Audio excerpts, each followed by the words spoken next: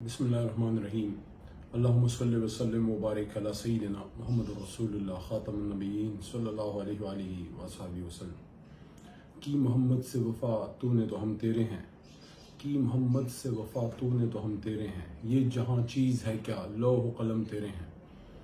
ایک بار پھر ایک بڑی وشس کمپین چل رہی ہے سابق وزیر اعظم عمران خان صاحب کے خلاف، اور بحیثیت تحریک انصاف کے کارکن کے نہیں، بحیثیت مسلمان ایسا پاکستانی میں یہ بات کرنا چاہ رہا ہوں کہ کسی بھی مسلمان کے ایمان کو جانچنے کا ہمیں کسی کو حق حاصل نہیں ہے کہ کسی کو کوئی اس پہ فتویٰ دے کہ یہ کتنا بڑا عاشق رسول ہے یا نہیں ہے، یا اس شخص کا اور اللہ کا آپس کا بیچ کا معاملہ ہوتا ہے۔ لیکن جب اتنے ذمہ دار عہدے پہ آپ رہتے ہیں اور آپ کے خلاف ایسی کمپین چلائی جاتی ہے تو بیسیکلی یہ اس شخص کے خلاف، اس سے زیادہ یہ اس عہدے کے خلاف بھی ہوتی ہے، اس سے ملک کی بدنامی ہوتی ہے۔ کیا کوئی شخص جو عاشق رسول نہ ہو، یا جو ختم نبوت پہ خدا نخواستہ یقین نہ رکھتا ہو، یا کوئی شخص جو اسلام کے نظریے پہ یقین نہ رکھتا ہو، لا الہ الا اللہ محمد رسول اللہ صلی اللہ علیہ وسلم پہ یقین نہ رکھتا ہو، دو قومی نظریے پہ یقین نہ رکھتا ہو، نظریہ پاکستان پہ یقین نہ رکھتا ہو، کیا وہ شخص کوئی پاکستان کا وزیر اعظم بن سکتا ہے؟ نہ کوئی ایسا شخص وزیر اعظم بن سکتا ہے پاکستان کا، نہ کوئی ایسا شخص ہمارا کوئی اور بڑے عہدوں پہ چیف جسٹس یا چیف آف آرمی سٹاف یا صدر یا اس طرح کے کسی بھی بڑے عہدے پہ نہیں آ سکتا۔ ہمارا نظام ایسا نہیں ہے، اللہ کے کرم سے ہمارا چیک اینڈ بیلنس کا نظام ہے، اور 100 چیک ہوتے ہیں جس کے بعد آپ کسی عہدے پہ پہنچتے ہیں، بظاہر نظر نہیں آتے، لیکن اللہ کے کرم سے پاکستان ایک اسلامی نیوکلیئر اسٹیٹ ہے، اور اس کے اندر اپنا خودکار ایک سسٹم ہے جس میں ملک دشمن یا اسلام دشمن کوئی بھی شخص بڑے عہدے پہ نہیں آ سکتا۔ سیاسی اختلافات ہوں گے اور وہ ہمیشہ رہیں گے، لیکن سیاسی اختلاف کو مذہب کا رنگ دے دینا اور کسی پہ یہ کہنا جناب وہ تو غلام رسول نہیں ہے، عاشق رسول نہیں ہے جناب، یہ تو مسلمان نہیں ہے جناب، یہ تو یہودی ایجنٹ ہے جناب، یہ تو پتہ نہیں کیا ہے، اس طرح کے کام نہیں کرنے چاہیے۔ علماء حق بھی جو تھے، جو ہیں، جو رہیں گے انشاءاللہ، دین کے ستون ہیں، وہ ہمیشہ دین کی طرف لوگوں کو لاتے تھے۔ آج ہر کسی نے جو سیاست میں مذہب کو بطور ہتھیار یوز کرتے ہیں، حالانکہ سیاست میں مذہب ہونا چاہیے۔ یہ کوئی کہتا ہے نا سیاست میں مذہب کو نہ لے کے آئیں، وہ بھی غلط کانسیپٹ ہے۔ قائد اعظم علامہ اقبال نے فرمایا تھا کہ جدا ہو دین سیاست سے تو رہ جاتی ہے چنگیزی۔ تو ہمارا تو جو قرآن ہے that is a way of life, اور اسی لیے تو قائد اعظم محمد علی جناح سے جب پوچھا گیا تو انہوں نے فرمایا تھا 1942 میں آل انڈیا مسلم اسٹوڈنٹ فیڈریشن کو کہ مجھ سے اکثر پوچھا جاتا ہے کہ جس پاکستان کی آپ بات کرتے ہیں اس پاکستان کا طرز حکومت کیا ہوگا۔ قائد نے فرمایا میں کون ہوتا ہوں اس کا فیصلہ کرنے والا کہ پاکستان کا طرز حکومت کیا ہوگا؟ یہ فیصلہ تو قرآن عظیم الشان میں 1400-1300 سال پہلے ہو چکا۔ قرآن ہماری رہنمائی کے لیے تا قیامت موجود رہے گا، قائد کے الفاظ ہیں۔ تو دین کا تو میجر رول ہے، اور اسی لیے تو ہمارا آئین جو ہے اسلامی آئین ہے، لیکن پھر دین کی آڑ لے کے کسی کے خلاف فتویٰ بازی کرنا، یہ اس سے دین کا بھی نقصان ہے، علماء حق کا بھی جو ہے خدا نخواستہ اس سے نام بدنام ہوتا ہے، اور ملک کا بھی نقصان ہوتا ہے، اور آپس میں مذہبی منافرت پھیلتی ہے۔ مجھے کیا حق حاصل ہے کہ میں میاں صاحب کے بارے میں یا زرداری صاحب کے بارے میں یا کسی کے بارے میں بھی کہوں گی جناب وہ تو اچھا مسلمان نہیں ہے، فلانا نہیں ہے، عاشق رسول نہیں ہے۔ ہاں، میں اس پہ پالیسی پہ بات کروں کہ آپ کی پالیسی ٹھیک نہیں ہے، آپ کی پالیسی جو ہے اسلام کے منافی ہے، یا آپ نے یہ جو قانون بنایا تھا اس سے عوام کو نقصان ہے، یا اس پالیسی، یہ جو پالیسی ہے یہ آئین پاکستان سے متصادم ہے، تو فیصلہ سازی پہ سوال ہو سکتا ہے۔ باقی ہم سب مسلمان ہیں، اور الحمدللہ ہم سب غلام رسول ہیں، چاہے کوئی نون میں ہے، پیپلز پارٹی میں ہے، پی ٹی آئی میں ہے، اس کا اس سے کیا تعلق ہے؟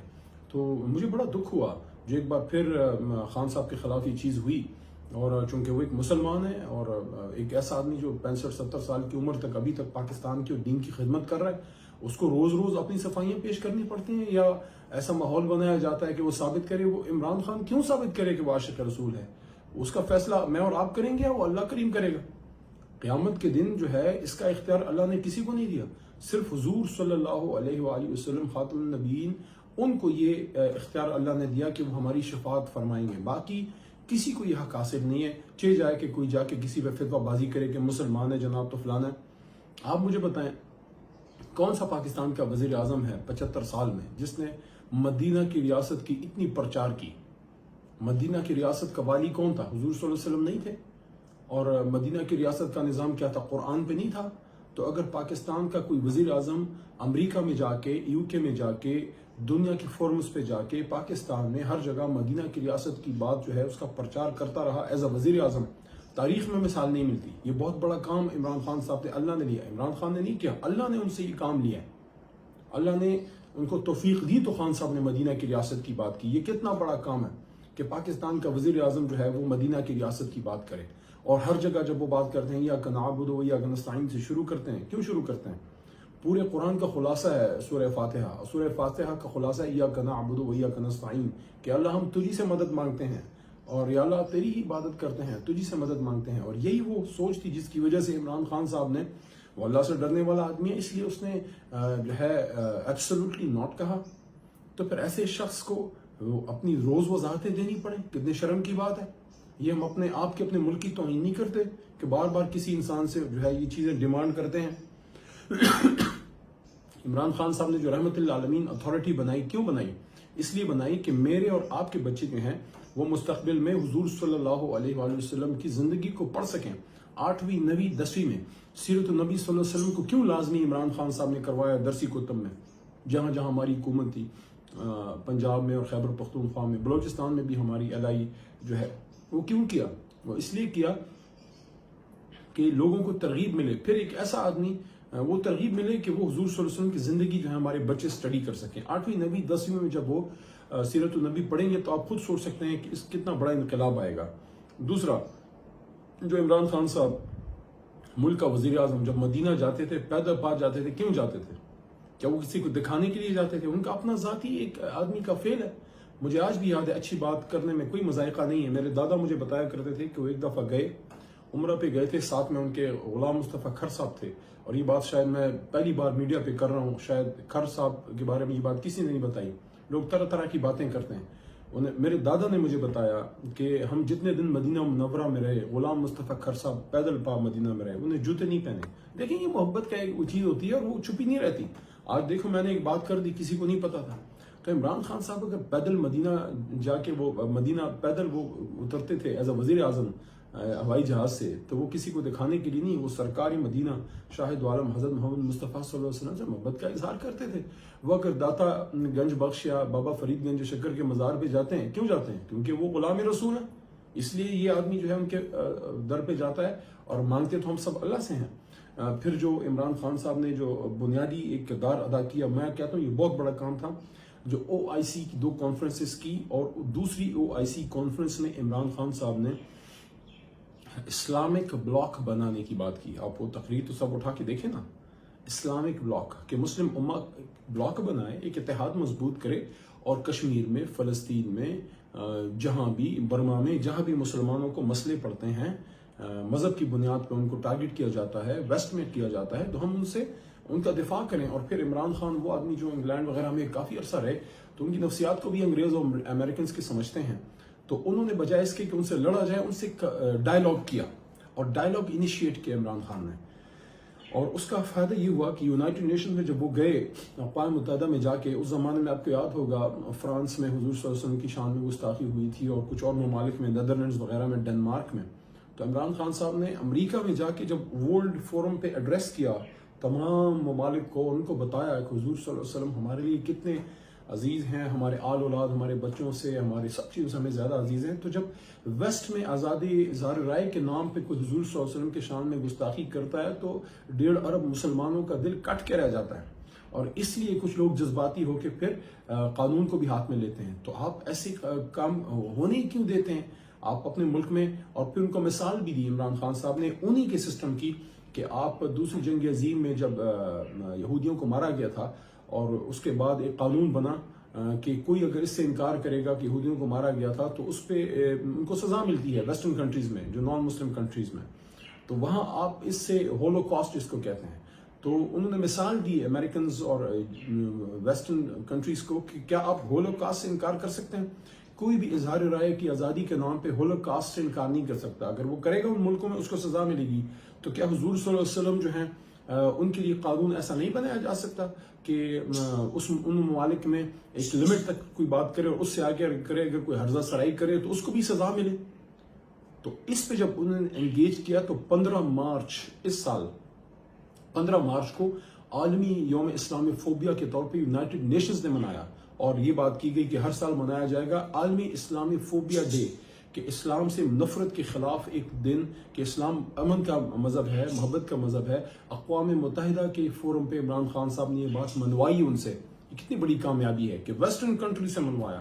اقوام متحدہ کے فورم پہ اسلام which is a message which is religion of peace، اس پہ ایک دن جو ہے، اب جس طرح انٹرنیشنل لٹریچر ڈے ہوتا ہے، انٹرنیشنل چلڈرنس ڈے ہوتا ہے، انٹرنیشنل لیبر ڈے ہوتا ہے، اس لیے یہ ایک انٹرنیشنل ڈے ہوگا، انٹرنیشنل اسلام فوبک ڈے، کہ اسلام کے خلاف نفرت نہ پھیلے، کہ اسلام کا اصل میسج لوگوں تک پہنچے۔ یہ کتنی بڑی کامیابی ہے۔ اور پھر انہی فورمز پہ جا کے حرمت رسول کا مقدمہ لڑنا، تو یہاں پہ آ کے یہ جو ہے کچھ میں کہوں گا اللہ ان کو ہدایت دے، جو لوگ اس طرح کی چیزیں کسی کے بارے میں بھی کرتے ہیں، چاہے جائے کہ اپنے سابق وزیر اعظم کے بارے میں۔ اور یہ تو انہی کی حکومت میں ہمیں اللہ نے توفیق دی کہ میرے جیسے ایک عام آدمی کے ہاتھ سے اللہ نے خاتم النبیین کی قرارداد منظور کی۔ آج پاکستان کی تمام درسی کتب میں جہاں حضور صلی اللہ علیہ وسلم کا نام نامی اسم شریف آتا ہے، ساتھ میں خاتم النبیین لکھا ہوتا ہے۔ تو یہ کریڈٹ پاس تو میں نے کروائی، کریڈٹ تو ہماری حکومت کا اور تمام پارلیمان کا تھا، جس میں سب لوگوں نے کردار ادا کیا، اپوزیشن نے بھی کیا تھا۔ تو عمران خان صاحب کی حکومت میں یہ خاتم النبیین کی قرارداد پاس ہوئی۔ ختم نبوت کے لیے پاکستان میں دو بڑے کام ہوئے، ایک بھٹو صاحب کے دور میں جب وہ لا پاس ہوا، جس میں ولی خان صاحب، مفتی محمود صاحب، سارے بڑے بڑے زعماء موجود تھے، اور ختم نبوت کا قانون پاس ہوا تھا۔